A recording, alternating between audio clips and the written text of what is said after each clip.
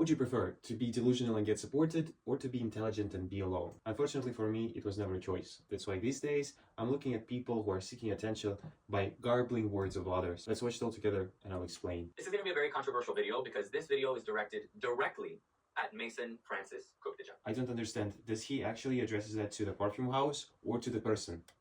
Let's see. Mr. Cook-Dejean, To the person. have seen your video go so hyper viral where you discuss dupes and fakes and inspired buys and Arabic brands and twists and blends on original DNAs of fragrances and how much it's insulting to the original perfumers who've created these pieces of art. I've seen that video as well. I've seen it on official Instagram account of Monsieur Cook-Dejean. And the way Danny exposed his words is not even close to what he actually said. Dupes are fakes. Yes, they are. A dupe doesn't have the quality of the original perfume. Okay. You know, pretending you can buy the same cheaper is like that Kelly bag at Walmart in the US. Yeah. Okay? Which I agree with. A small disclaimer, I come from a very poor family. Not a poor family compared to Africa, but a poor family compared to the US or Europe. When I was a teenager, I did not have money to buy a genuine perfume. I was only able to afford my first Dior fragrance, which was higher, when I was 18 years old. But that didn't stop me from having the collection of Oriflame or Avon perfumes that are also made by amazing perfumers. Let's do simple math. The Tuberose Absolute, one of the most amazing ingredients I've ever tried, costs around 40,000 euros per kilogram. How do you expect a 40 euro per gram ingredient to be in a $30 perfume?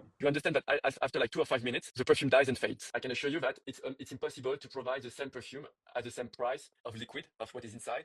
Super. It's impossible. Yeah, there is nothing wrong with what he said. He didn't say, quote, Dupes and fakes and inspired buys and Arabic brands and twists and blends on original DNAs of fragrances. you know what actually is insulting? Is when you use a big name, you twist their words, and then you gain followers from it. More insulting is to be the follower of such a person. I also am in the industry of designing fragrances, and I also know what it costs to make a fragrance. When I don't know.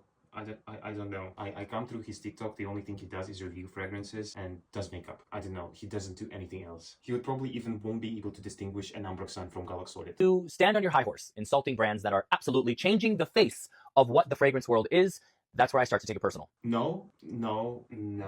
Dupes are not changing anything. Dupes are just faking. This is a cheap perfume. It's not a dupe. It's just a cheap perfume. And it's great. It's ambery, musky, it has incredible performance, and it costs 25 euros. It's not a dupe, even though it smells like most of the fragrances on the market. This is the original one. This is a dupe. Now, do you see the difference between a cheap perfume and a dupe? I'm going to take it upon myself to be, for this video, the voice of the regular consumer, not the person who can afford an MFK Baccarat Rouge 540 without even a hiccup. I'm going to stand and represent the person that would rather go spend, and maybe because it's all they can afford, a $30, $40, or $50 fragrance.